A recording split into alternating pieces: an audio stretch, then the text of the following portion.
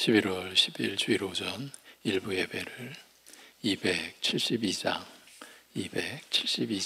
찬송을 드리면서 시작하겠습니다.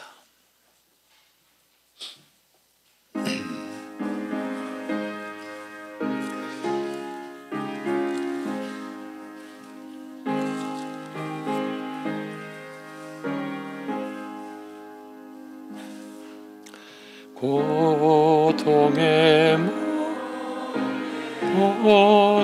벗으려고 예수께로 나갑니다. 자유와 기쁨 베푸시는 주께로 갑니다. 병든 내 몸이 튼튼하고 빈궁한 살 부해지며 죄악을 벗어버리려고 주께로 갑니다.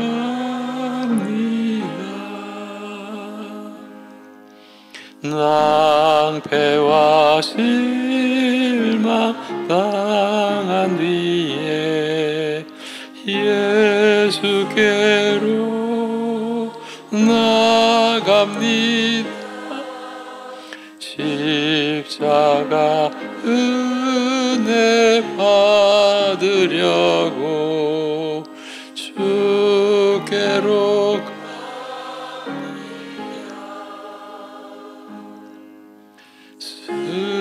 슬프던 마음 위로받고 희생의 바 잔잔하며 영광의 찬송 부르려고 주께로 갑니다. 교만한 마음을 내버리고 예수께로 나갑니다. 복되신 말씀 따르려고 주께로 갑니다. 실망한 몸 힘을 얻고 예수의 크신 사랑 받아 하늘의 기쁨 맛보려고 주께로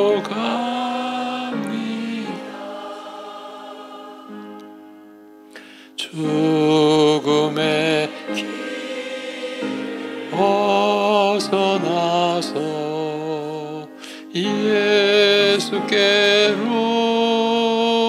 나갑니다. 영원한 집을 바라보고 주께로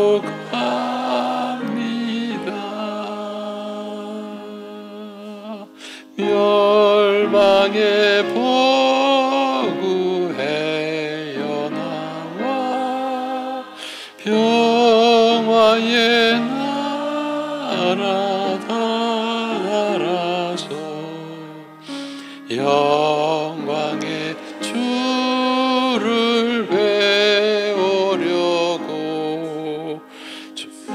주께로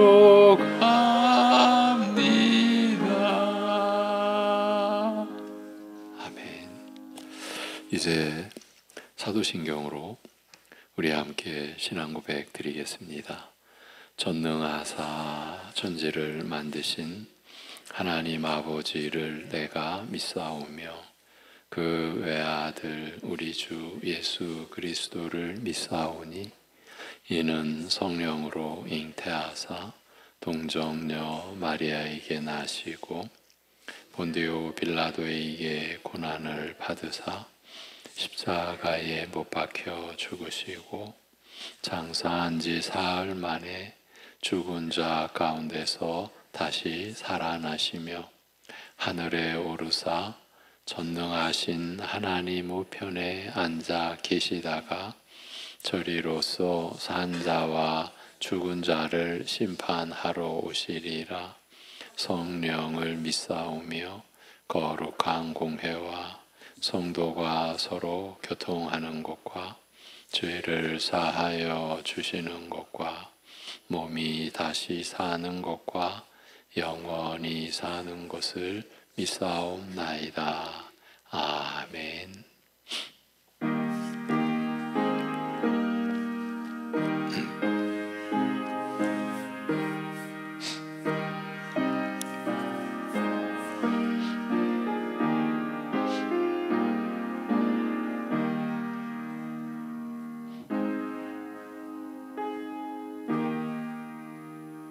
내가 확신하노니 사망이나 생명이나 천사들이나 권세자들이나 현재일이나 장래일이나 능력이나 높음이나 기쁨이나 다른 어떤 피조물이라도 우리를 우리 주 그리스도 예수 안에 있는 하나님의 사랑에서 끊을 수 없으리라. 아멘. 구원의 시작과 구원의 종교를 홀로 친히 이루어 가시는 전능하신 우리 아버지 하나님, 이 시간 하나님의 긍휼하심을 입은 하나님 나라의 백성이요 아버지 하나님의 자녀된 우리들이 모여 오직 우리 주 예수 그리스도의 이름만을 의지하고 성령의 인도하심을 따라서 예배를 드리오니 이 예배를 홀로 받아 주옵시며 예배를 받으시는 하나님의 기쁨이 예배하는 우리 모든 사람들의 기쁨이 되고 생명이 되고 은혜가 되게 하여 주시옵소서. 예수님의 이름으로 기도합니다. 아멘. 일어나셔서 24장 찬송 드립니다.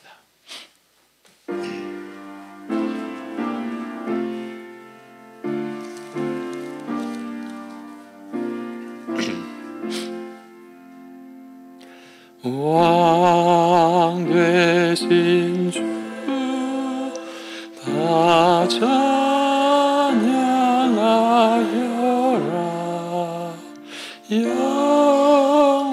영광과 존귀 주께 돌리세. 하늘 위에 높이 계신 주님의 말씀 존귀하도다.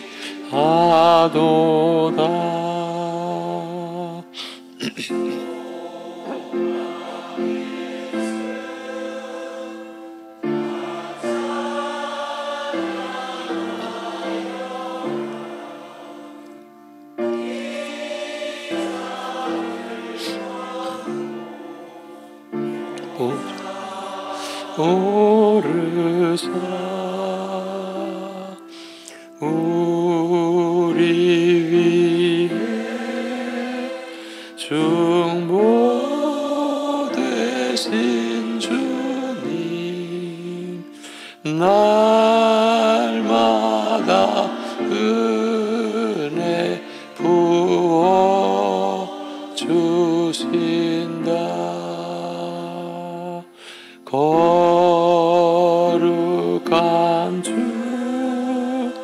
다 경배하여라.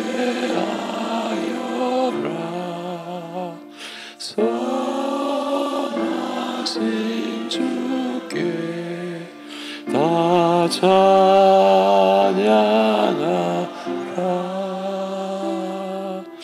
천사들도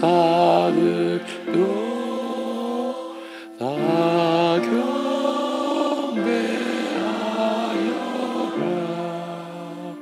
구세주 예수 영원하도다.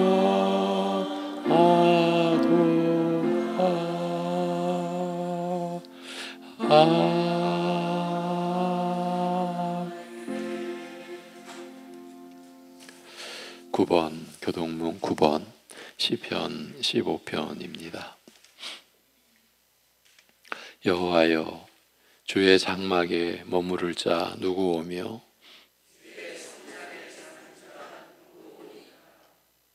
정직하게 행하며 공의를 실천하며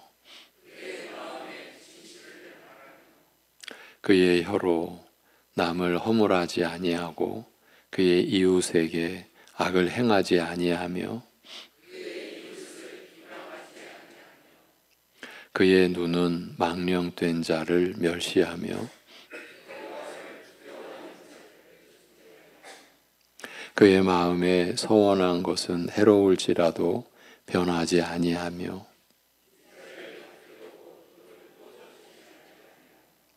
뇌물을 받고 무죄한 자를 해하지 아니하는 자이니 이런 일을 행하는 자는 영원히 흔들리지 아니하리이다.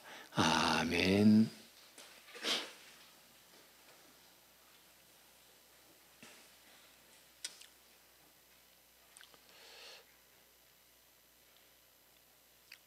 친히 하늘을 여시고 땅을 세우셨듯이 우리의 구원을 홀로 작정하시고 또 친히 이루시고 우리에게 그 구원의 은혜를 입혀주신 우리의 아버지 하나님, 연약한 우리의 예배를 받아 주시옵소서. 우리가 예배드리는 이 자리에 있을 수 있다는 이 자체가 얼마나 귀하고 복된지 주일이 거듭될 때마다 그 감사와 기쁨이 더 깊어지고 더 새로워지는 우리의 신자의 일생이 되게 우리를 주장하시고 인도하여 주시옵소서. 우리가 있는 것, 존재하는 것, 사람으로 살아가는 것, 이것이 창조주이신 하나님에 의하여 우리에게 주어진 선물이라고 하는 것을 생각할 수 있는 은혜를 허락하여 주시옵소서. 우리가 지은 것이 아니고 우리가 원해서 이루어진 것이 아니고 오직 하나님의 영원하신 섭리와 작전 가운데 우리를 지으시고 하나님의 형상으로 사람이 되게 하시고 하나님을 떠나고 하나님을 버리고 하나님을 대적하는 자리에 떨어졌던 우리를 기어코 아들의 제물 되신 그 은혜와 우리 안에 성령이 임하시는 역사를 통하여 죄와 사망과 사단의 권세 가운데서 이끌어내셔서 하나님을 섬기는 진정한 영적 자유의 삶을 누리게 된 것이 전적으로 완전히 오직 하나님의 뜻과 하나님의 능력과 하나님의 사랑으로 이루어진 것을 잊지 않는 우리의 생애가 되게 인도하여 주시옵소서. 우리가 지난 주간을 살아온 것도 자연스럽게 자동적으로 우리가 살아온 것이 아니라 하나님의 은혜로 순간순간 하나님이 주시는 생명의 능력으로 우리가 살아왔음을 기억하며, 그래서 우리가 그런 가운데서도 우리는 하나님을 없는 양, 하나님이 안 계신 양, 하나님과 나와는 아무 상관이 없는 것처럼 살았던 그런 적도, 그런 순간도, 그런 시간들도 분명히 있었다라는 것을 우리가 기억하고, 그러기에 이 시간 우리가 여기서 호흡하고 하나님께 찬송 올리고 하나님을 예배드리는 것이 전적인 하나님의 긍휼이 여겨주심으로 인한 은혜라고 하는 사실 앞에 우리가 그 어떤 구별도 차별도 없이 오직 감사함으로 하나님 앞에 나아가야 하는 우리임을 우리 모두가 함께 느끼고 다시금 생각하고 다시금 깨닫는 이 시간이 되게 하여 주시옵소서. 우리의 죄를 용서하여 주심을 감사드립니다. 우리를 용서하시기 위하여 아들을 죽이셔야 했던 하나님의 뜻을, 하나님의 마음을, 우리를 향하신 하나님의 그 깊으신 그 뜻을 우리가 붙잡을 수 있는 그 은혜에 우리가 사로잡히는 시간이 되게 하여 주시옵소서. 우리가 날마다 일용할 양식으로 살아가는 것이, 인생이 사람이 떡으로만 사는 것이 아니라 하나님의 말씀으로 사는 것임을 알게 하신 하나님의 섭리를, 출애굽한 이스라엘 백성을 40년 광야 속에서 훈련하시며 연단하시며 하늘의 양식 만나를 베풀어 주셔서 우리가 하나님의 말씀으로 사는 것임을 가르쳐 주신 그 사실을 우리가 기억하고, 우리가 살아가는 것이 떡으로만이 아니라 하나님의 말씀으로 살아가는 것임을, 그래서 우리가 하루도 하나님의 말씀 없이 하나님의 말씀을 버리고는 살 수 없는 우리라는 것을 일깨워 주시옵소서. 오늘도 우리가 하나님의 말씀을 들을 때에, 받을 때에 그 말씀을 우리 안에서 풀어주시는 성령의 역사가 이 자리, 이 시간을 주장하시고 충만히 역사하셔서 우리 모든 심령들이 하나님의 말씀에 사로잡히는, 그래서 하나님께로 나아가는 진정한 자유를 맛보는 은혜가 이 시간 우리 안에 충만히 임하게 하여 주시옵소서. 그 말씀의 역사가 나를 새롭게 하는, 우리를 새롭게 변화시키는 그런 은혜와 그러한 능력과 그러한 말씀의 지혜를 맛보는, 그리고 그 은혜를 취하는 이 시간을 허락하여 주시고, 이 시간 안에 우리 모두가 오직 믿음으로 참여할 수 있게 인도하여 주시옵소서. 이 모든 것을 주께 맡겨드리고 감사드리며 우리 주 예수 그리스도의 이름으로 기도하옵나이다. 아멘.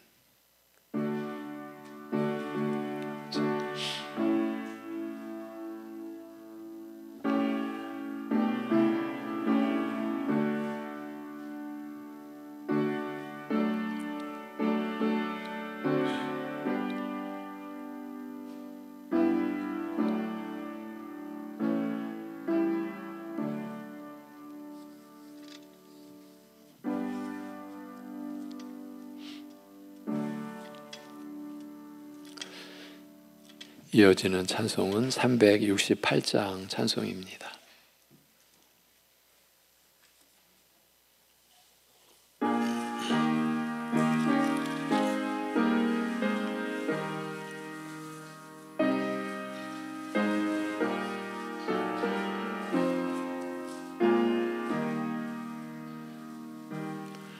주 예수여 은혜를 내려주사 곧 충만케 하옵소서. 이주리고 목마른 나의 맘에 주 성령을 부소서. 주 예수여 충만한 은혜 내 영혼에 부소서. 주 예수만 나의 힘 되고 내 만족함 됩니다. 주 예수여 죄에서 풀어주사 날 정결케 하옵소서. 이 세상의 유혹 나의 맘에 틈 못하게 하옵소서. 주 예수여 충만한 은혜 내 영혼에 부소서. 주 예수만 나의 힘 되고 내 만족함 됩니다.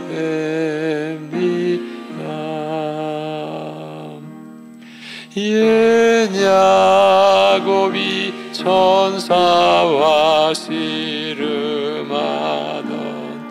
그 믿음을 주옵소서. 이 세상의 물결이 흉흉해도 날 평안케 하옵소서. 주 예수여 충만한 은혜 내 영혼에 부소서. 주 예수만 나의 힘 되고 내 만족함 됩니다. 예수여 완전한 주의 사랑 나 받기를 원합니다. 그 사랑이 내 맘에 충만하여 날 기쁘게 하옵소서. 주 예수여 충만한 은혜 내 영혼에 부소서.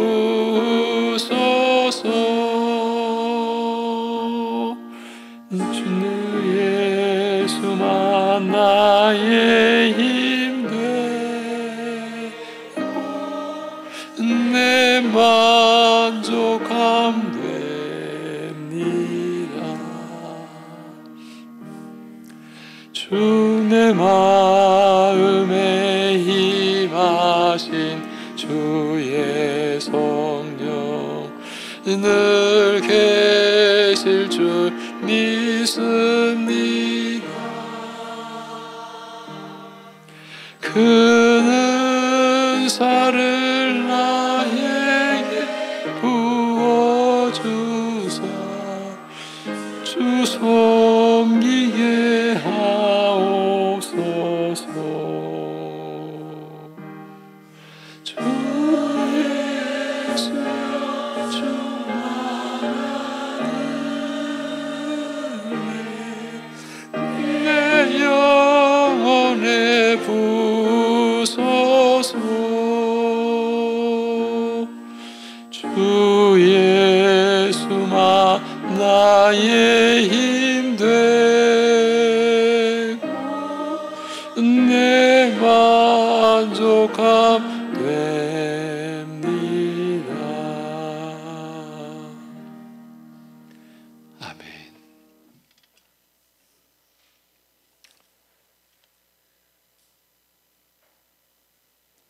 함께 살아가는 대다수의 사람들이 하나님의 살아계심을 거부하고 부정하고 대적하기까지 하는 그런 형편 가운데서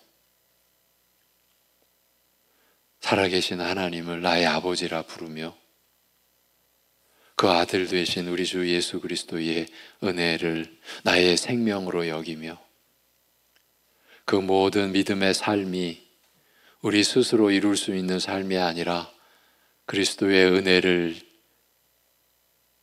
지니고서 우리 안에 내 안에 임하신 성령님으로 인하여 이루어진 영생의 삶이라는 것을 알도록 믿도록 확신하도록 이 모든 은혜를 우리에게 베풀어 주신 아버지 하나님, 하나님의 자녀된 성도들의 이 봉헌의 예물을 받아 주시옵소서. 아버지 하나님 앞에 자신의 사랑을, 자신의 마음을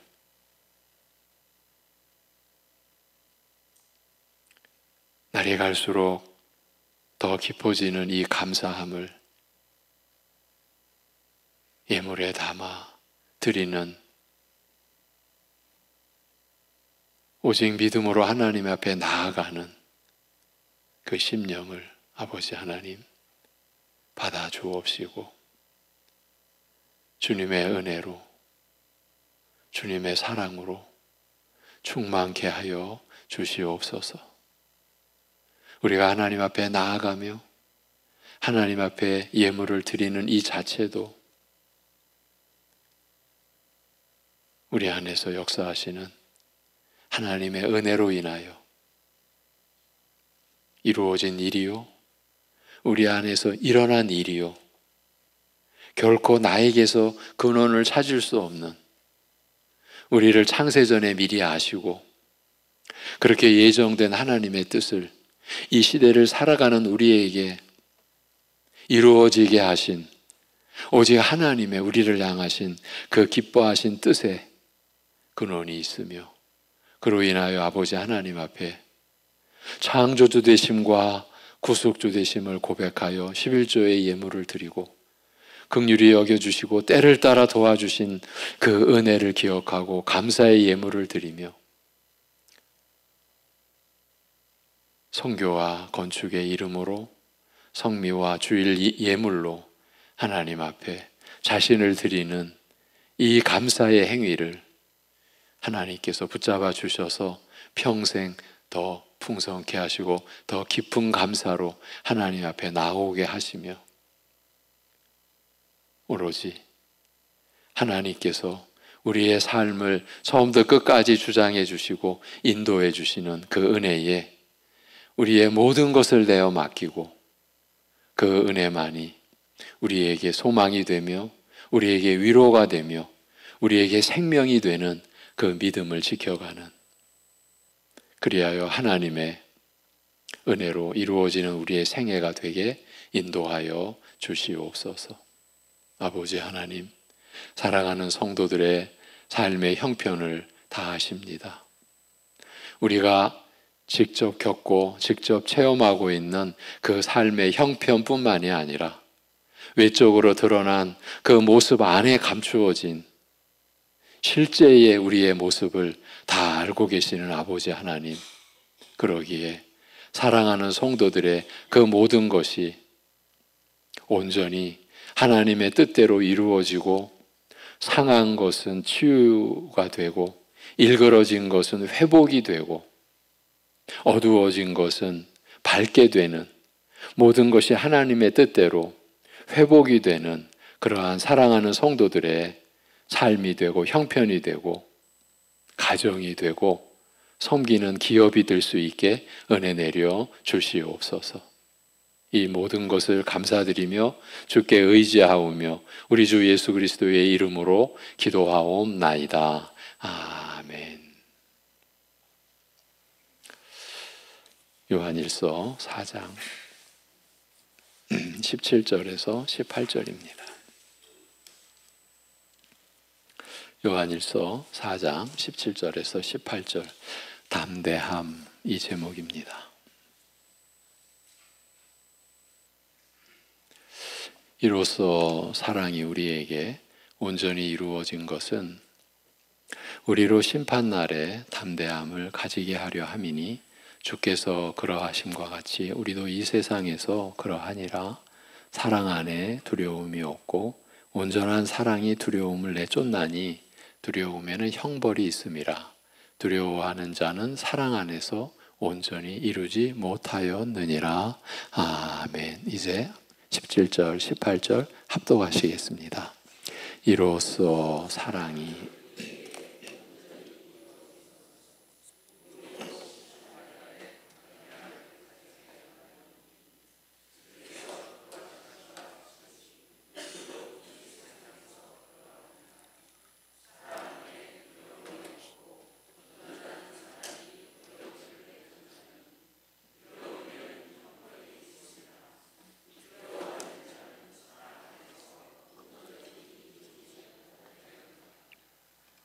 아멘.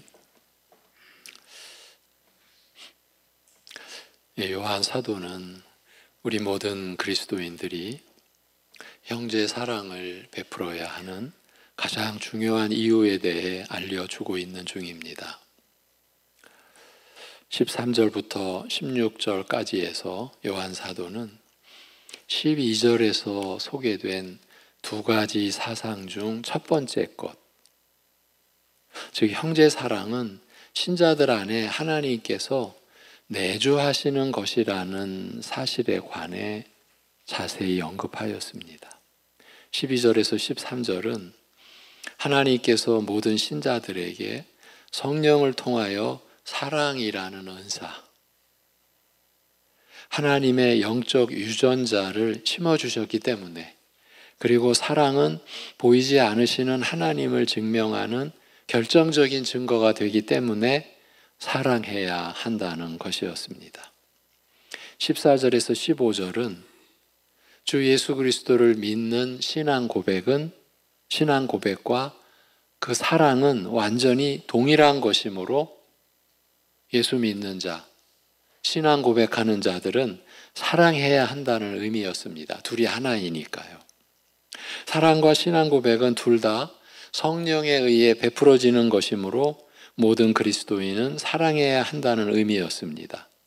그리고 16절은 무엇보다 삼위일체 하나님이 사랑하는 자와 완전히 하나로 연합하여 계시기 때문에 사랑해야 한다는 의미였습니다. 사도는 여기서 그 많이 사용하는 독특한 어법으로 그 사실을 크게 강조하고 있었습니다. 그런 점들이 모든 그리스도인이 형제 사랑을 크게 힘쓸 만한 강력한 이유들이라는 의미였습니다. 지난 11월 3일 이 16절 중심으로 전한 말씀을 그 말씀에 참여하지 못한 분들은 꼭 영상으로 그 말씀을 듣기를 권해드립니다. 너무 중요한 내용이고요. 사실 우리 혼자서는 그 말씀의 그 본뜻에 접근하기가 어렵습니다. 교회에서 이렇게 풀어주는 그 말씀을 우리가 받을 때에 우리가 서로 사랑한다는 것이 곧 예수님을 사랑하는 것이다. 뒤집으면요, 우리가 서로 사랑하지 않으면요, 예수님을 사랑하지 않는 결과에 이르게 되는 그 말씀이었어요. 우리가 형제 자매를 사랑한다. 그것은 서로 안에 있는 예수님을 사랑한다. 그런 뜻이었어요. 이제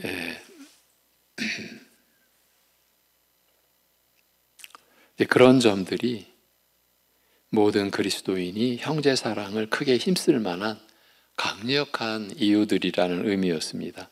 이제 사도는 12절에서 만일 우리가 서로 사랑하면 하나님이 우리 안에 거하시고 그의 사랑이 우리 안에 온전히 이루느니라고 말한 내용 중 두 번째 것, 즉 그의 사랑이 우리 안에 온전히 이루느니라는 말이 실제적으로 무엇을 의미하는지를 이제 설명해 갑니다. 그의 사랑이 우리 안에 온전히 이룬다라는 말이 무슨 뜻인가? 이 말씀을 보다 잘 이해하기 위해 12절부터 자세히 이해해야 하겠습니다. 만일 우리가 서로 사랑하면, 사랑한다라는 것은 미워하고 다투고 원수가 되는 그 반대의 관계죠. 우리가 서로 사랑하면 그의 사랑이 우리 안에 온전히 이루느니라고 되어 있는데, 이 말씀을 문자적으로 번역하면 만일 우리가 서로 사랑하면 그의 온전하신 사랑이 우리 안에 있는 것이라, 이런 뜻인 거예요.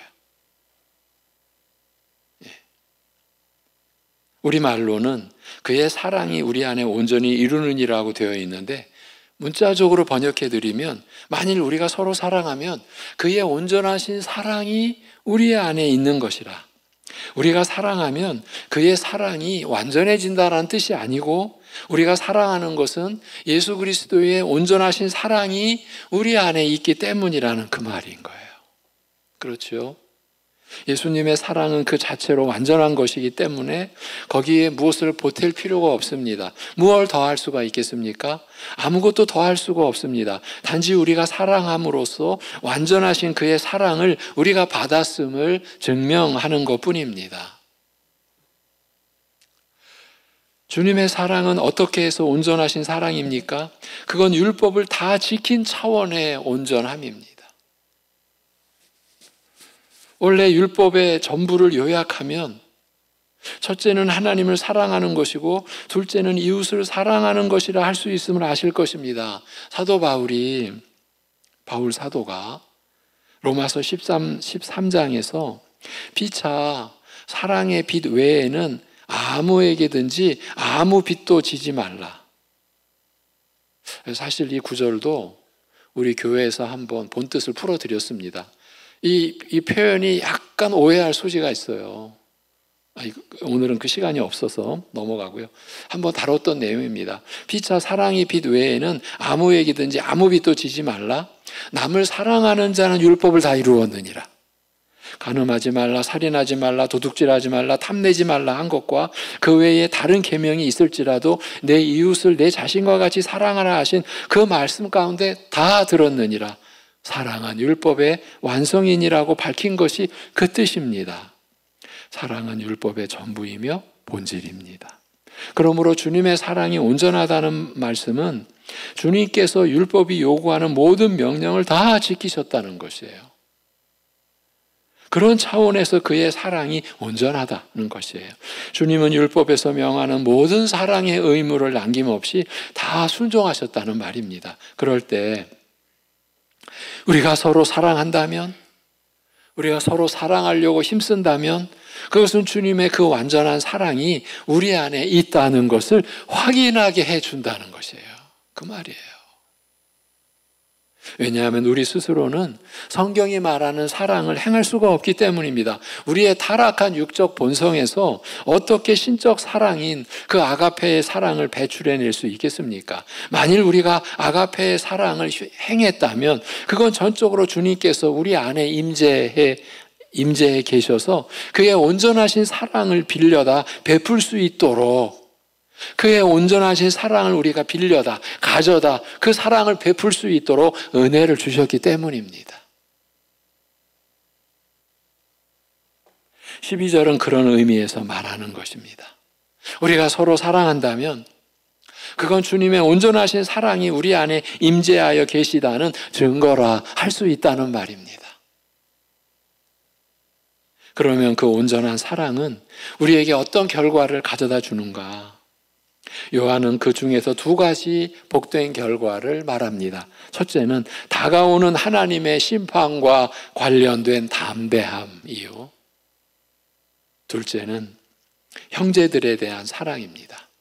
이건 이제 19절부터 21절까지 내용입니다.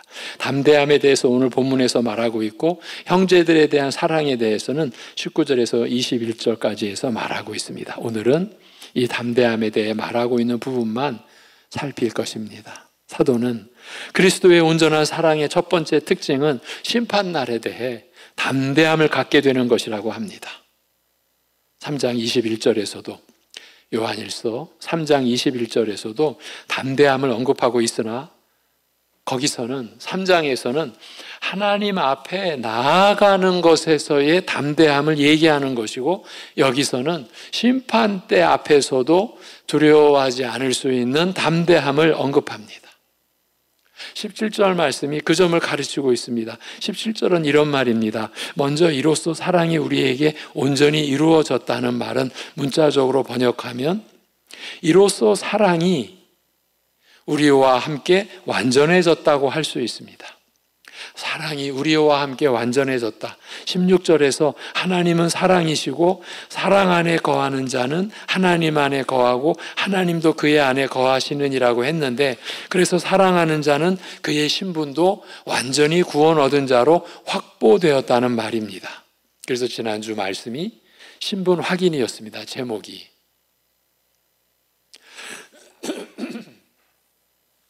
하나님의 사랑을 우리에게 언급하면서 그 진리 안에서 우리의 신분이 확인된다, 그런 의미였습니다. 사랑하는 자는 그의 신분도 완전히 구원 얻은 자로 확보되었다는 말입니다.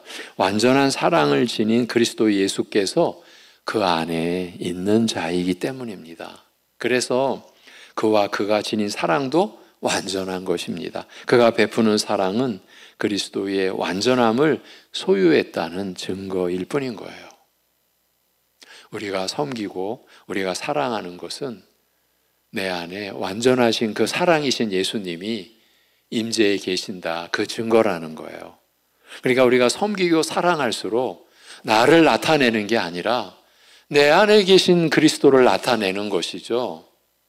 그러니 여러분, 우리가 하나님 나라인 교회 안에서 나의 의, 나의 무슨 자랑, 나의 무슨 남들과 다른 무슨 여러분, 우리가 이 미혹에, 이 시험에 얼마나 많이 빠져 살아왔습니까? 그것이 우리를 무겁게 했거든요. 우리를 기쁨을 못 누리게 한 거예요. 영적 자유, 하나님을 섬기는, 그래서 남을 섬기는, 아무 조건 없이 그 자유함에 우리가 못 이룬 게 그 알량한 내 것. 우리는 뭔가를 섬기고 나면 남들은 못한 거 나는 해냈지. 사실은 남들이 못한 걸 내가 해낸 게 내가 한 거 아닌데, 근데 우리는 내가 했다고. 여러분, 지금 우리는 하나님 나라의 얘기를 하는 겁니다. 세상에서는 내가 했으면 내가 한 겁니다. 내 실력이고 내 능력입니다. 그러나 하나님 나라의 교회 안에서는 그런 구조가 완전히 무너지는 거예요. 내가 사랑하면 내 안에 완전한 사랑이신 그리스도께서 임재해 계신다는 그 증거가 나타난 것이에요. 이 얘기를 사도가 하고 있는 거예요. 네. 사랑이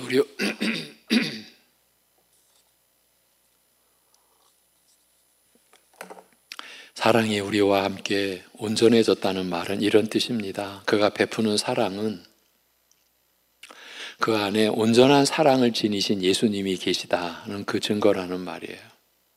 여러분이 베푸시는 사랑은 여러분 안에 온전한 사랑을 지니신 예수님이 계시다는 증거라는 말입니다.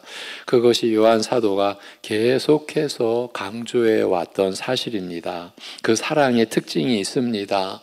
그것은 곧 우리가 심판의 날에 담대함을 갖는 것이에요. 다시 말하면 그리스도의 온전하신 사랑이 가지고 있는 우선적인 특징은 심판 날에 대한 두려움을 버리고 담대함을 갖게 된다라는 것이에요. 만일 우리가 서로 사랑하면 그 특권을 갖게 되어 있다, 누리게 되어 있다라는 것이에요. 무슨 말이냐면 우리가 아가페의 사랑, 신적 사랑이죠. 조건 없는 사랑이죠.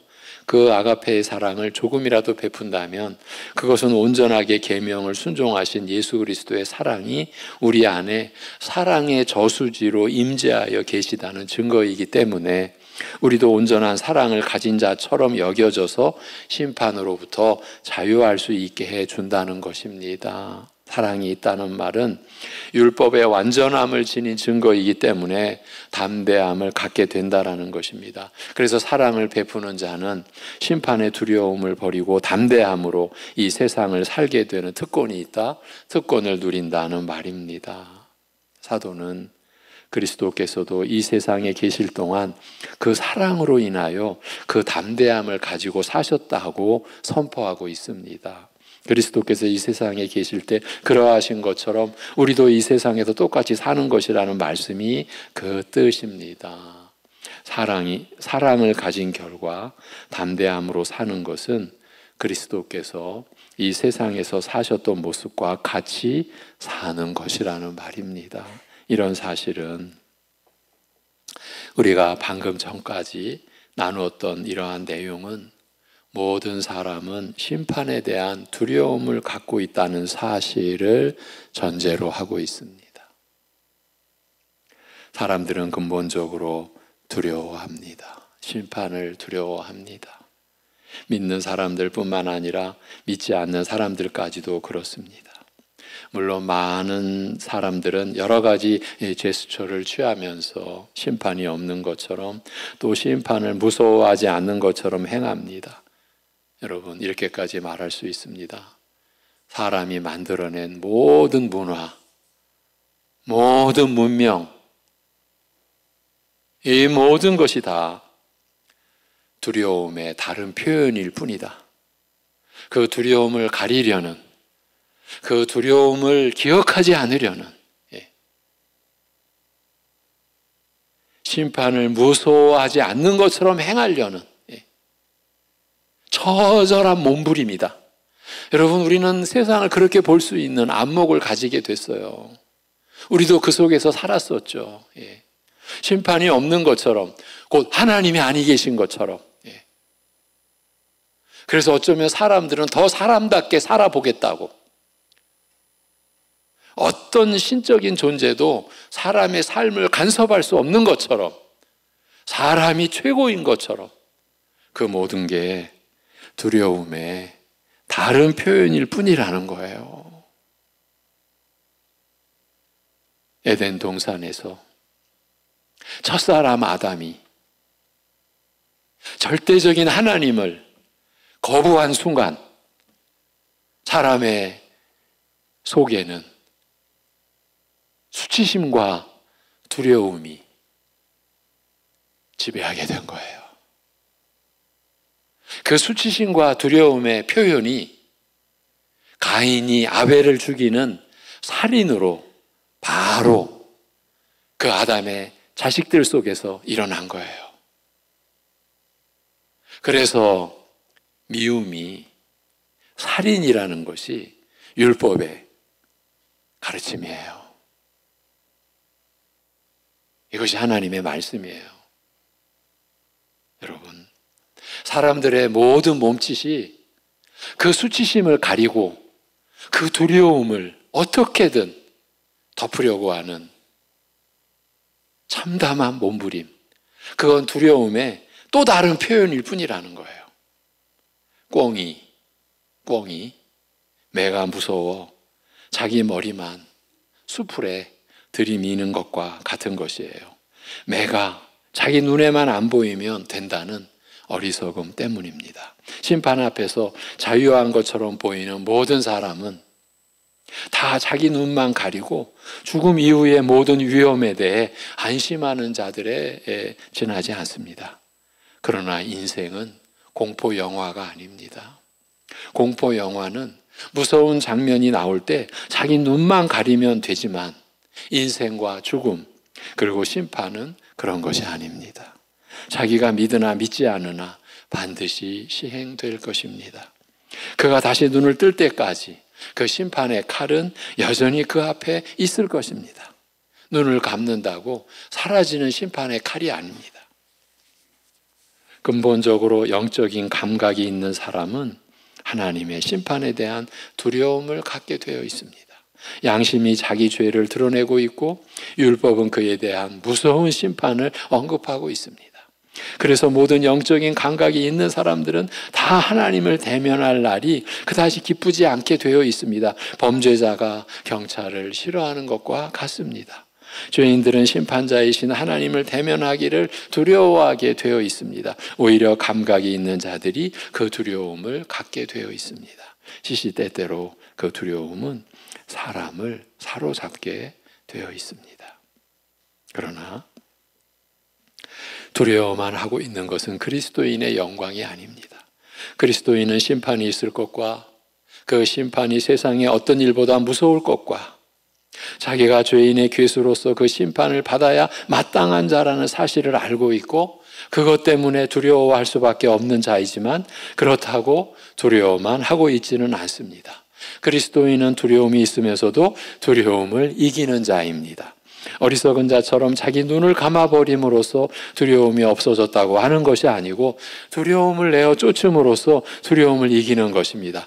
그리스도께서 이 세상에 사실 때의 모습이 그것입니다. 사도는 그 점을 18절에서 설명하고 있습니다. 사랑 안에 두려움이 없고 온전한 사랑이 두려움을 내쫓나니 두려움에는 형벌이 있음이라 두려워하는 자는 사랑 안에서 온전히 이루지 못하였느니라. 이 말씀을 요약하면 우리 주님께서 이 세상에 계실 때 행하신 온전한 사랑이 심판에 대한 모든 두려움을 내어 쫓으셨다라는 것이에요.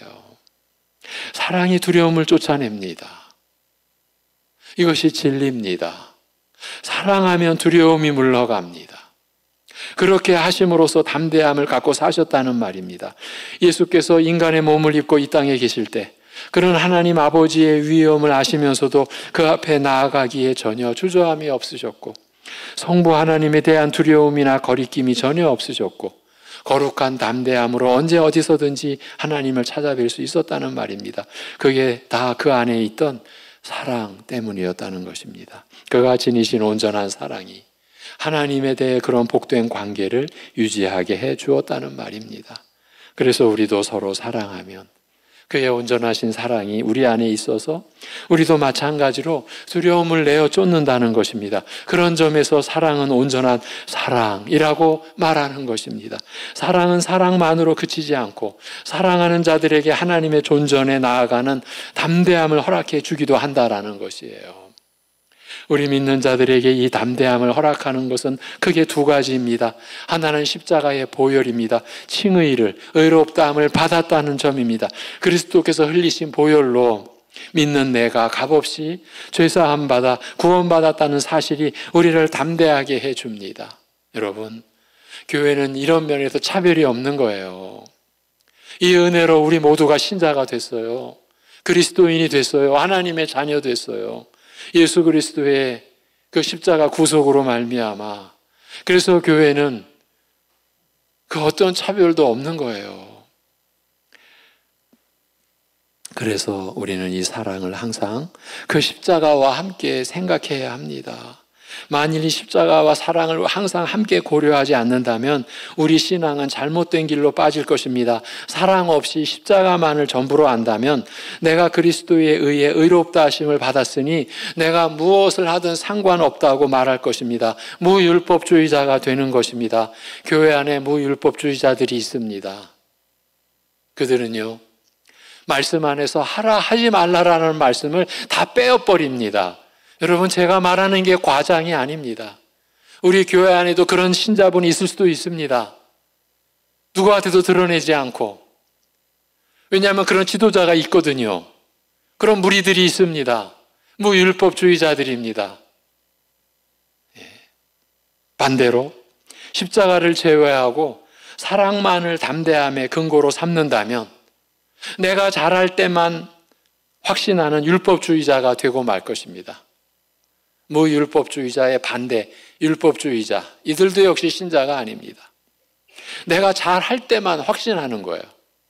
그게 율법주의자예요. 결과적으로 확신으로 담대하게 살아갈 수 있는 날들이 얼마 되지 않을 것입니다. 그건 율법주의의 소행입니다. 자기 의의 화신들. 네. 자기가 잘할 때만 그래서 확신하는 거예요. 네. 자기가 잘하는 것에 근거를 두고 살아가니까. 그러니까 그런 이들은 늘 자기 자랑거리를 움켜쥐고 있는 거예요. 남들과 자기를 차별하는 거죠. 그게 율법주의예요. 십자가와 사랑을 분리하는 것은 위험을 자초하는 일입니다. 우리는 이 둘을 항상 함께 살펴야 할 것입니다. 로이드 존스 목사님은 이 둘의 관계에 대해 아주 현명한 관찰을 내어놓고 있습니다. 심판날에 대한 두려움을 제거하는 방법에는 즉각적인 것과 점차적인 것이 있다는 것입니다. 우리는 그 둘 모두를 필요로 한다는 것입니다. 로이드 존스 목사님이 전한 메시지를 들어보십시오. 즉각적 방법은 오직 믿음에 의한 칭의라는 교리를 이해하는 것입니다. 즉각적인 방법은 오직 믿음에 의한 칭의. 우리가 하나님 앞에 나아가는 것은 오직 믿음에 의한 칭의, 의롭다함을 받는다는 교리를 이해하는 것입니다. 내가 전적으로 구제불능이고 절망적이며 죄악됨을 느낄 때 해야 할 일은 단 한 가지뿐입니다. 나는 오직 그리스도께서 나를 위해 행하신 사역에만, 그 십자가 구속에만 의지할 수 있습니다. 나는 내 행위에 의존할 수 없습니다. 그것은 나를 비참하게 만든 원인입니다. 그러니까 나를 비참하게 만든 원인이 내가 내 행위에 의존한 것, 그것이 나를 비참하게 만든 원인이라는 거예요. 그러므로 우리가 믿음으로 의롭다 하심을 받았으니 오직 믿음입니다. 행위가 개입될 수 없습니다. 우리 주 예수 그리스도로 말미암아 하나님으로 더불어 화평을 누리자. 로마서 5장 1절입니다. 여러분, 이게 지금 로이드 존스 목사님의 설교의 내용입니다. 이로 인해 하나님께 감사드리십시오. 만일 여러분 잘 들으셔야 됩니다. 만일 여러분이 임종에 이르러, 그러니까 육신의 죽음에 이르러 지난 죄악을 떠올리고 있는 자신을 발견한다면, 혹은 만일 여러분이 그릇된 것으로 아는 어떤 일을 저지르며 또한 그런 생각을 하고서 더 좋은 삶을 시작할 시간이 없다면 자신을 그리스도 안에 숨기기만 하십시오. 이것이 로이드 존스 목사님의 칭의의 교리를 이해하고 설파하시는 한 목사의 설교입니다. 그럴 경우에 임종 직전에 자신의 죄악을 떠올리며 더 좋은 삶을 시작할 시간이 없다라는 것을 깨달았을 때 자신을 그리스도 안에 숨기기만 하십시오. 여러분은 안심해도 됩니다. 여러분은 오직 믿음에 의해 의로워집니다. 이게 즉각적인 방법이라는 거예요. 하지만 다른 한편도 기억하십시오. 점차적인 방법이 바로 그것입니다. 그것은 이런 식으로 표현됩니다. 만일 내가 그리스도인의 삶을 살고 있지 않거나 사랑이 내 안에서 온전해지지 않는다면 나는 끊임없이 정죄와 두려움에 시달릴 것입니다. 나는 이 세상에서의 모든 삶을 정죄 속에서 허비할 것입니다. 나의 모든 삶은 비참해질 것입니다. 그러한 삶을 원치 않습니다. 내가 원하는 것은 기쁨, 평안, 그리고 행복으로 가득한 삶입니다. 나는 심판의 날을 곰곰이 생각하면서도 담대함을 갖기를 원합니다. 어떻게 하면 그렇게 될 수 있을까요? 그 대답이 여기 있습니다. 사랑의 삶을 사십시오. 이것이 로이드 존스 목사님의 설교입니다. 지금 제가 여러분께 전하고 있는 내용은 로이드 존스 목사님이 즉각적인 방법과 점차적인 이 방법에 대하여 우리에게 제시해 주신 그 내용을 여러분과 나누는 거예요. 즉각적인 방법은 그리스도 안에 자기를 숨기라는 권면이었고, 점차적인 방법은 우리의 일생, 어떻게 하면 우리가 원하는 기쁨과 평안 그리고 행복으로 가득한 삶을 살 수가 있는가? 어떻게 하면 내가 정죄 속에서 허비하지 않는, 모든 삶이 비참해지는 그런 삶을 살지 않고 기쁨과 평안과 행복으로 가득한 삶을 살 수 있을까? 그 대답이 여기 있다고. 사랑의 삶을 사십시오. 사랑이 여러분 안에서 이루어지게 하십시오. 무슨 뜻입니까? 여러분 안에 있는 예수님의 온전한 사랑이 여러분 안에서 이루어지게, 여러분 안에서 나타나게 하십시오. 그 말이죠. 형제를 사랑하십시오. 그럴 때 여러분은 자신에게 나의 지금의 모습에도 불구하고 주의 그러하심과 같이 나도 세상에서 그러함을 발견한다고 말할 수 있을 것입니다. 여러분은 미운 어떤 사람을 사랑하고 있는 자신을 발견할 것이며, 어느 순간 내가 미워했던 어떤 사람을 내가 사랑하고 있는 자기 자신을 발견할 것이며, 이를 통해 그리스도께서 내 안에 계시는 것이 분명하다는 올바른 추론을 내릴 것입니다. 어느새 여러분이 두려워하거나 떨지 않고 심판의 날을 준비하고 있는 것을 발견하실 것입니다. 사랑은 십자가와 함께 보조를 맞추어 이후의 삶에서 점차적으로 여러분에게 담대함을 허락할 것입니다. 이것이 로이드 존슨 목사님이 전해준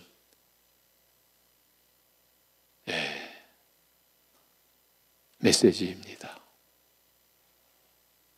사도는 형제 사랑이 바로 그와 같은 은혜를 허락해 준다고 합니다. 우리가 형제를 사랑할 때는 우리 안에 내주하여 계시는 그의 온전한 사랑이 우리 안에서 발생되는 것이기 때문에 주님께서 이 땅에 계실 때 소유하셨던 하나님 앞에서의 담대함, 그것을 우리에게도 허락해 주는 것이라고 합니다. 사랑이 가져다 주는 행복이며 복락이 그것입니다. 사랑할 때 두려움이 없어집니다.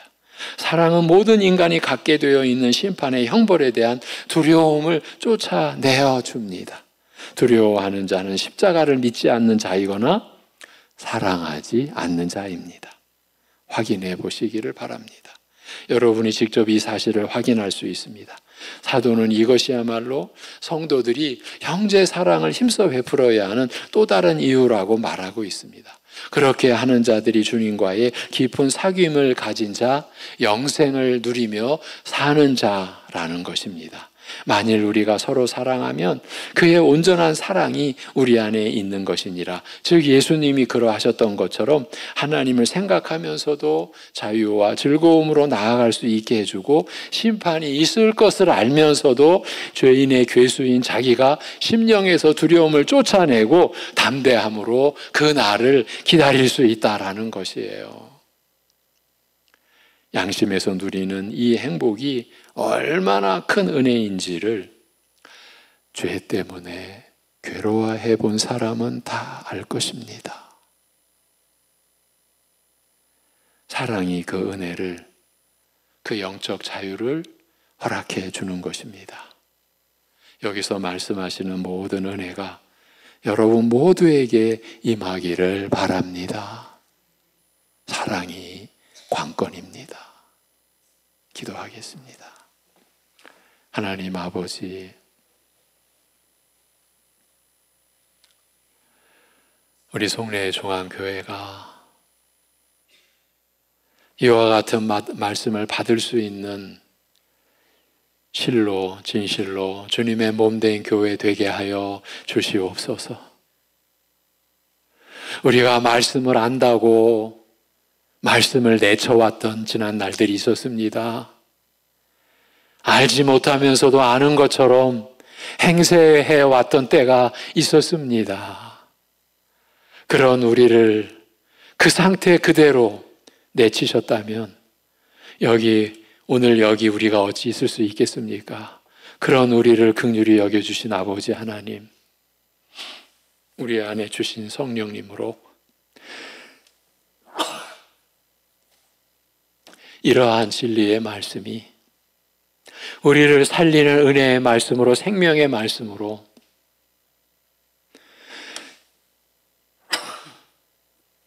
우리 안에서 풀어지고 온 사랑하는 성도들이 믿음으로 이 말씀을 받을 수 있고 이 말씀으로 살아갈 수 있게 하여 주시옵소서.